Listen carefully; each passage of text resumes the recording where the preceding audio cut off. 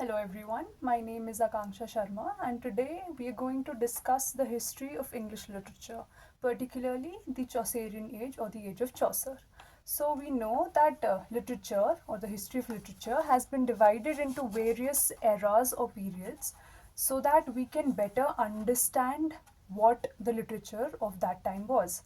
So literature, because it is a reflection of life and society, so obviously the events that happen during an age influence how the writer writes or also influence what is written.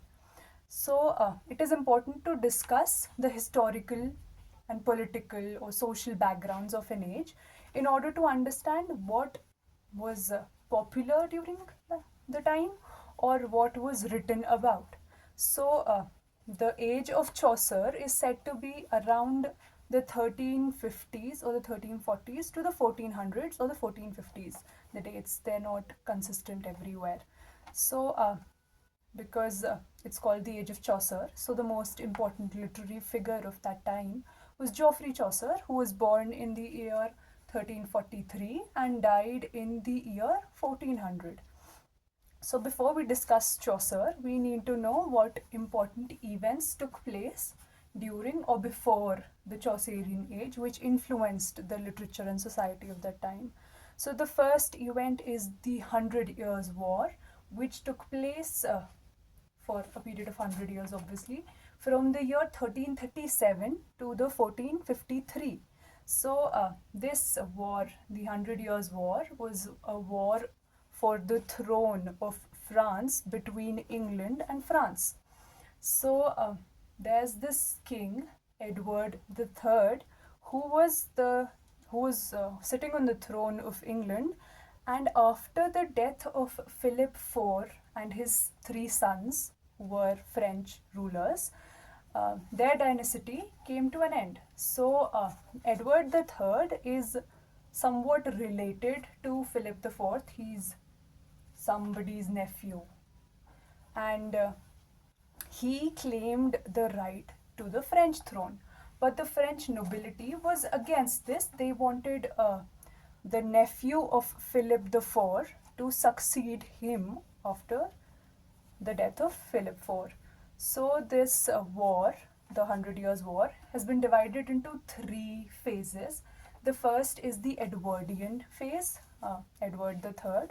So, of course, the war did not continue continuously for a period of 100 years. There were treaties in between, which were later broken because either of the sides was not satisfied with the result. So the first period is the Edwardian period, then there is the Caroline period or the Caroline phase of the war, and the third is the Lancastrian phase of the war. So these phases are not really important otherwise, but just for you to know. Then the other important event was the Black Plague. So it is considered to be one of the greatest tragedies on human population. The Black Plague occurred around the 1348 and ended around 1359 or 1349 or 50, sorry. So the Black Plague lasted from 1348 to 1350. So this Black Plague, it was responsible for the death of more than 1/3 of the population of England, which is a very large number. And this had multiple effects on the society. So the first was that due to the death of so many people, workers, laborers and peasants, they decreased in number. Now the remaining peasants and laborers, what they wanted was higher wages for their work. So when their conditions were not met, or also when multiple taxes were applied on them, they decided to revolt. So the peasants' revolt is another major event which took place in the year 1381. So these three important events influenced the society of the Chaucerian era.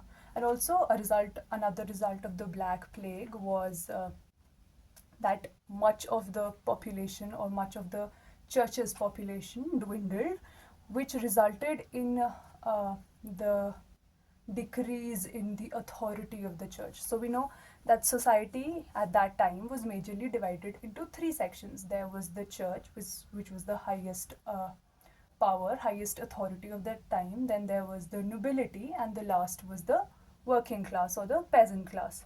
But during the age of Chaucer, in the like middle of the 14th century, around 1350s almost, another class evolved or emerged, which was the merchant class. So after the decline in the population of the church after the Black Plague, the authority of the church started being questioned. So in the Chaucerian age, there are multiple what we call factors, maybe, or multiple events that differ from the previous ages. The first was the standardization of English. So we know that English during the Middle Ages, there were four main dialects which were spoken of English. There was no standard English during that time. There was influence, there was French influence, there was also Latin influence after French influence after the Norman conquest 1066. So during the age of Chaucer, the French language combined with this East Midland dialect. So I said there are four dialects. There is the Northern dialect, there is the Southern dialect, and then the Midland dialect. So the Midland dialect is divided into two. There is the East Midland dialect, and then there's the West Midland dialect. So this East Midland dialect, it combined with the French language, and this amalgamation resulted in the standard English language, which first appeared in the works of Geoffrey Chaucer. Then there was, in this age, there was a spirit of critical inquiry. People started to question human affairs, and blind faith was also questioned. The authority of the church, there is an important figure in this age, John Wycliffe, whose followers are called the Lollards. So this Lollards movement was against the authority, the sole authority of the church, which is an important event also during the Chaucerian age. And before the Chaucerian age, there was this influence of anonymity. So most writers or most authors before the Chaucerian age did not mention their names on the works. So there was the sense of anonymity, which decreased in the Chaucerian period. And the English prose had a more concrete form during this time. And then there was also much of Scottish literature was also important during the Chaucerian age. So we've discussed the three major events: the 100 Years' War, the Black Plague, and the Peasants' Revolt. Now let's talk about Geoffrey Chaucer. So Chaucer is also referred to as the morning star of the English Renaissance, and he was responsible, or he can be considered the first person to have standardized this English language, which was an amalgamation of the French language with the East Midland dialect. So let's talk about Geoffrey Chaucer's works. So the works of Geoffrey Chaucer can be divided into three phases where he was influenced by different influences. There was the Italian influence, then there was French influence. He was also influenced by the Greek classics. So Chaucer is known as the father of English poetry, and he received French and Latin education, and he was also well versed in French romances. Therefore we see much of French influence and also Latin influence, Italian influence in his works. So Chaucer combined romantic courtly love affairs, this idealized visual of romantic courtly love, which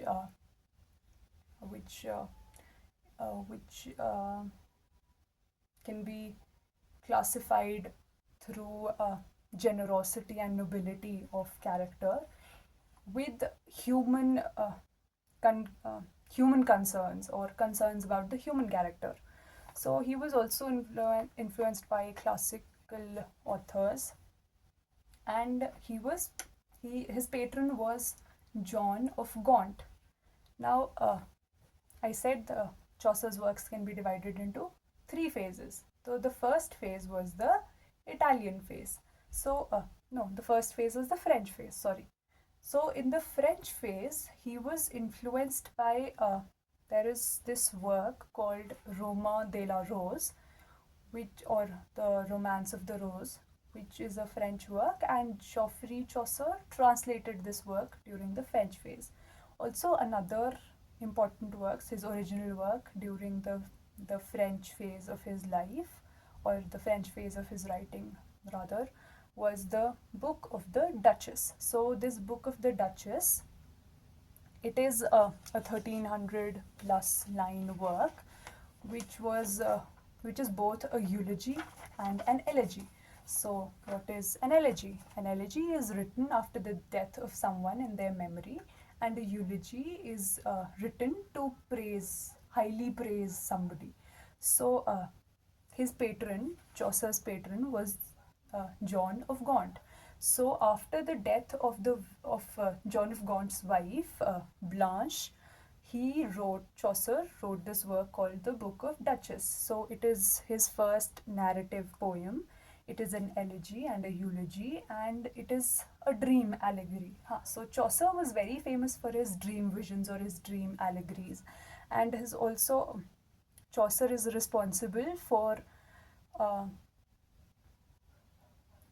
for the rhyme royal. So what is the rhyme royal?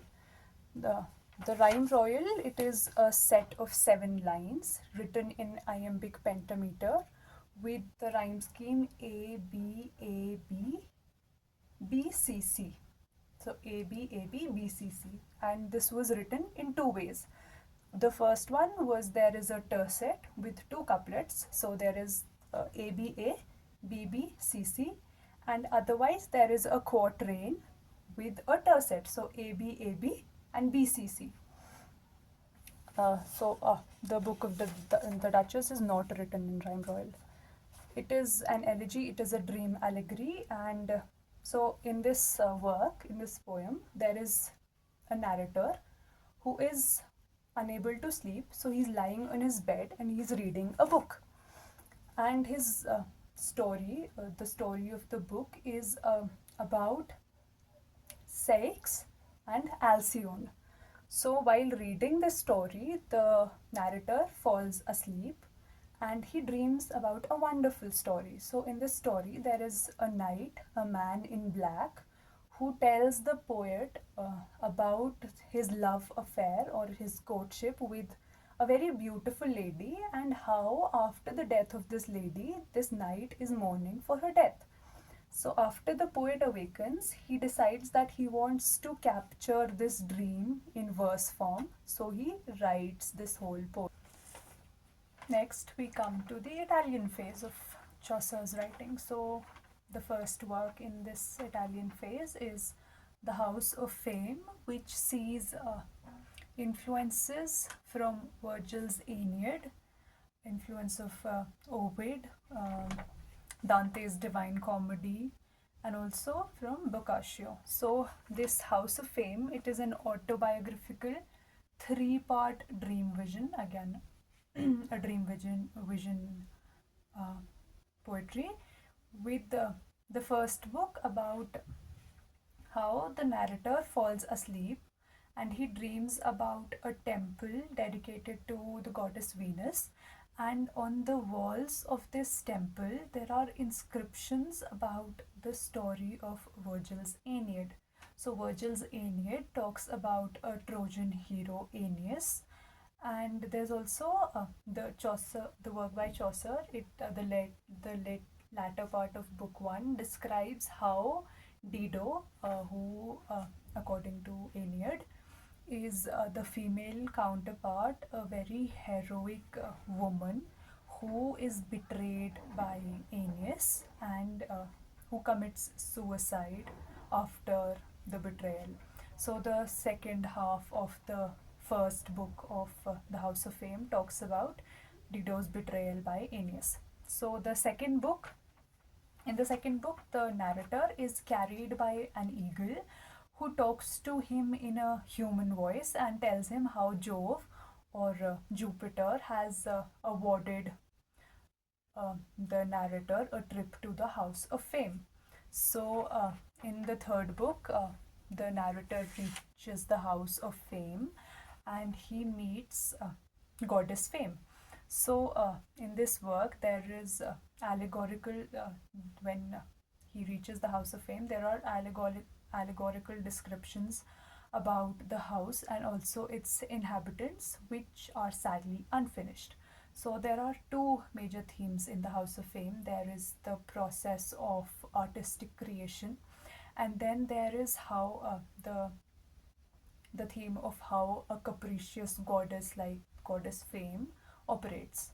So the next work by Chaucer is the Parliament of Fowls, which was written to commemorate the marriage of King Richard II with Anne of Bohemia in 1382.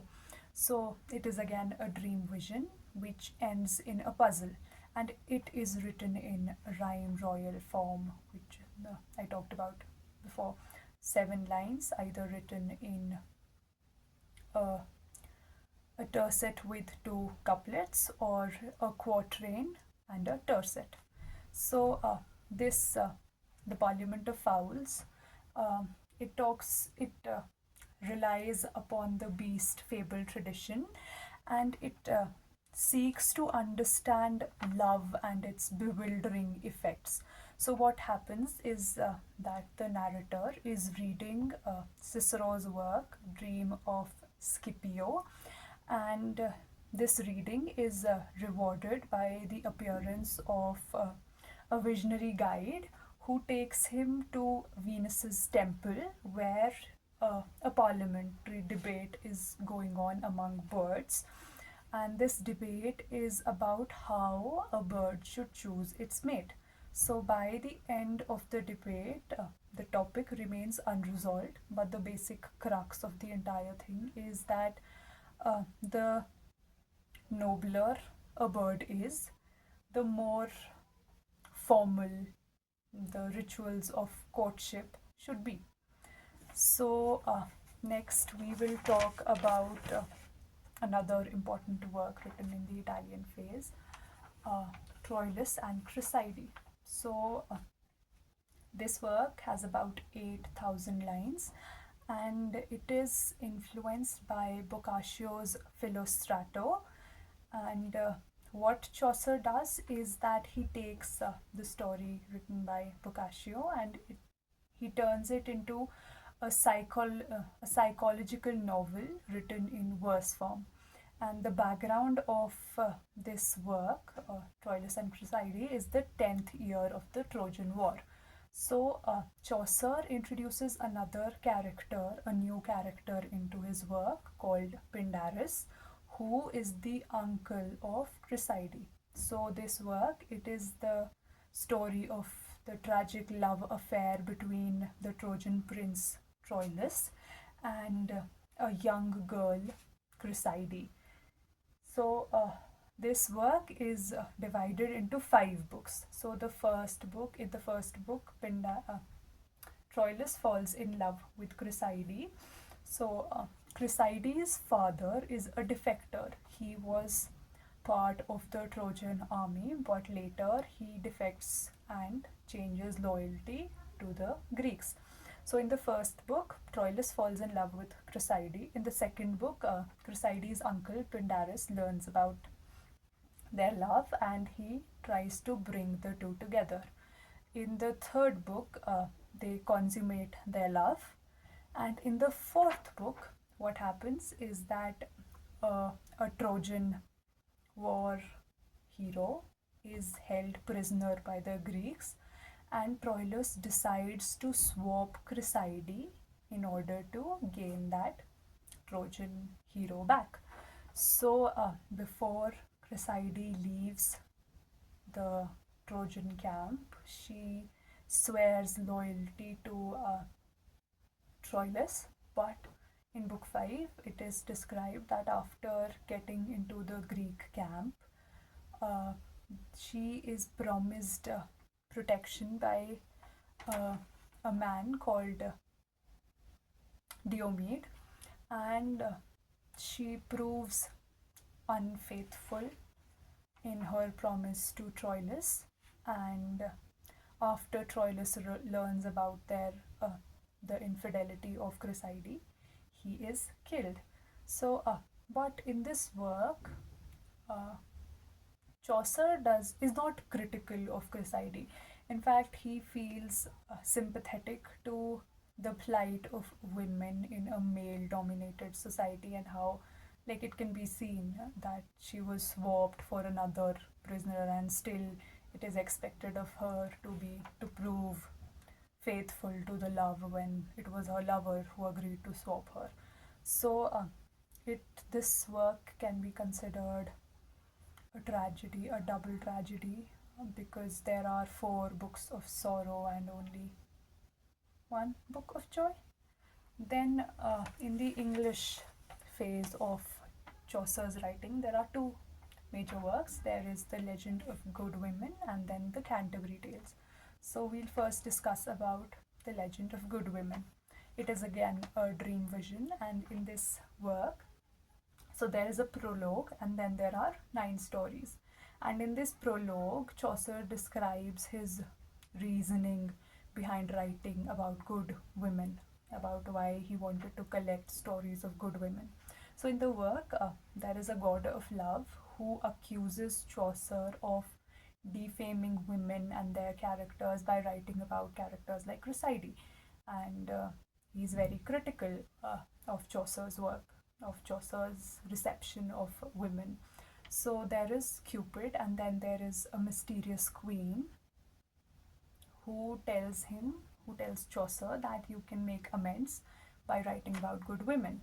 So Chaucer decides to write about faithful, loving women who are unlike Chryside, and there are stories of characters like Dido, Cleopatra, Hypermnestra, Thisbe, Medea, etc. And this is again an unfinished work.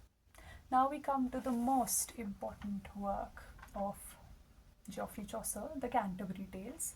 It was written around 1386 to 1395, and it has about 17,000 plus lines, about 17,000 lines. So there are 29 pilgrims who are going on a pilgrimage to the shrine of an archbishop. So this archbishop's the archbishop is Thomas Becket, who was murdered on the orders of Henry II in the year 1170, and he was the Archbishop of Canterbury. So the 29 pilgrims are going to this shrine of the martyr Saint Thomas Becket, and on the way they stop at this inn called the Tabard Inn. So originally Chaucer had decided to write 120 tales, because there are 30 pilgrims, like 29 pilgrims, and then there's the narrator, and then there's also the owner of the inn who will go with them on this pilgrimage. So Chaucer had originally planned 120 stories, but only 24 were written, out of which 20 are complete and one is incomplete. And then there's also a general prologue which describes the characters of the pilgrims. So, the owner of the Tabard Inn, where the pilgrims have taken rest, is called Harry Bailey, and he's the host of the inn, and he proposes a storytelling competition, and he states that whoever tells the best story will be awarded an elegant dinner at the end of the trip, and the judge is also Harry Bailey. So the narrator of the narrator in this work is a pilgrim, and he's also the recorder of all events. So the first line of this work, the Canterbury Tales, has been considered the first line of the English verse. So the Canterbury Tales is a very big work, like 17,000 lines, and the first lines are very important. So the the lines are, and these are the first lines of the general prologue. When that April with his showers sooth, sweet, that draught of March hath pierced to the root. When that April with his showers sooth. So the sweet showers of April penetrate the dryness of March. And these lines by Chaucer have been turned opposite in T.S. Eliot's work, The Wasteland, where he states April is the driest month, I think. Yeah. So there are a total of 29 pilgrims, and many pilgrims also have tales. And there are also some pilgrims who have a prologue before their tales. So let us talk about who these pilgrims are. There is the knight, the miller, the reeve, the cook, the man of law, the wife of Bath, the friar, the sompnour, the clerk, the merchant, the squire, the franklin, the doctor, the pardoner, the shipman, the prioress, Chaucer's tale of Sir Thopas, and also Chaucer's tale of Melboius. Then there's the monk, the nun's priest, the second nuns, the second nun, the canon's yeoman, the manciple, and the parson. So these 29 pilgrims. Let us talk about some of these pilgrims. So the first pilgrim is the knight, who is very virtuous. He's chivalric. He's highest in the social hierarchy. He's a very distinguished noble figure who is known for his chivalry and honor. And he also represents the ideal code of conduct of knighthood. And he has fought many battles, and he's fully armored. And he tells a tale, and his tale is that of a romance. So the next is the squire. The squire is the son of the knight, and he is aspiring to become a knight. He's very youthful, enthusiastic. He has many romantic pursuits. He is also very fashionable, and there's a physical description of the squire. He has curly hair and a very pleasing demeanor. He's dressed very richly and looks like as if he has a very noble lineage. He's very passionate, flamboyant. He's also skilled in marital pursuits, and he considers himself to be a ladies' man. Then there's the yeoman, who is the servant to the knight and the squire, and he's wearing a green attire, and he's equipped with a bow and an arrow, and he's depicted to be very loyal and very reliable. He also carries a dagger. He's very practical and very skilled, and he portrays the common man in this tale. Then there's the prioress, who is named, her name is Madame Eglantine, and she is the head of a convent, and she's very concerned with appearances. She's elegantly dressed. She has a simple yet a very refined style, and she is very well groomed, has a delicate smile. And her tale is about the miracle of a virgin. Then we have the monk. He is another member of the clergy, and he rejects monastic rules.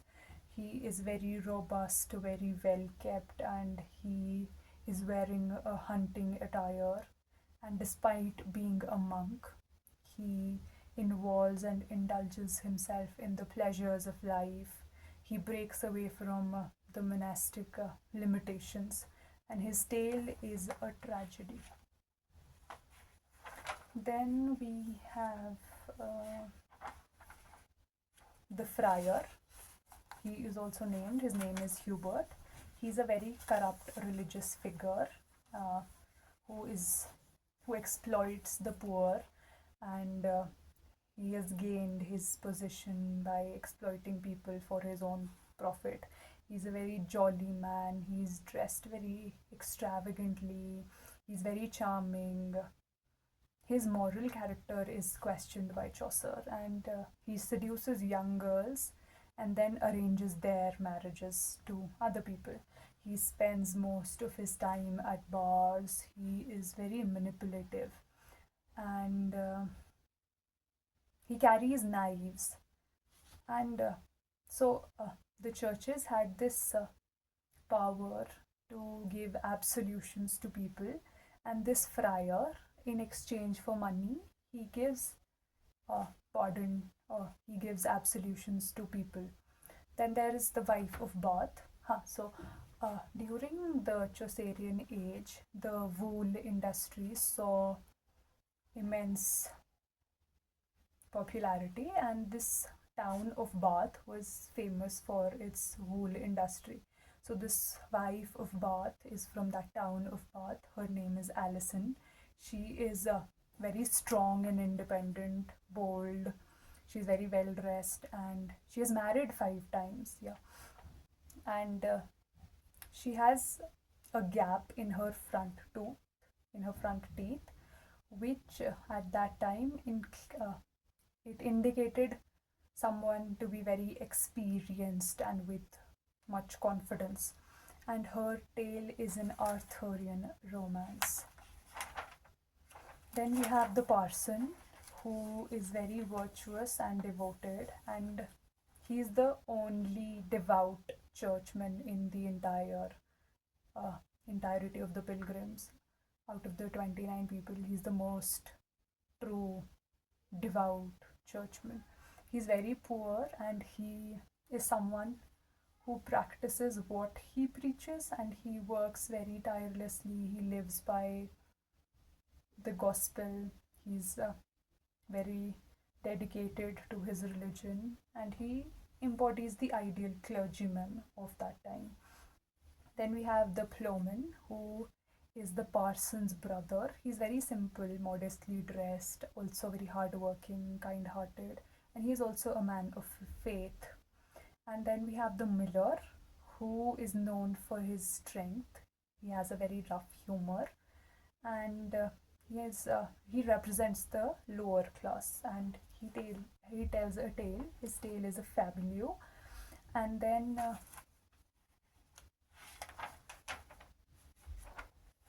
we have the manciple, who's very shrewd, cunning, and he works at the inns of court. He's also an illiterate. He's very frugal yet clever, and he's somebody who can be called street smart. Then we have the reeve, who is called Oswald, and he is the manager of an estate. He's very thin. His tail is also a fabuleux. He has a shaved head, and he is portrayed to be so skilled, very skilled in the matters of finance and governance.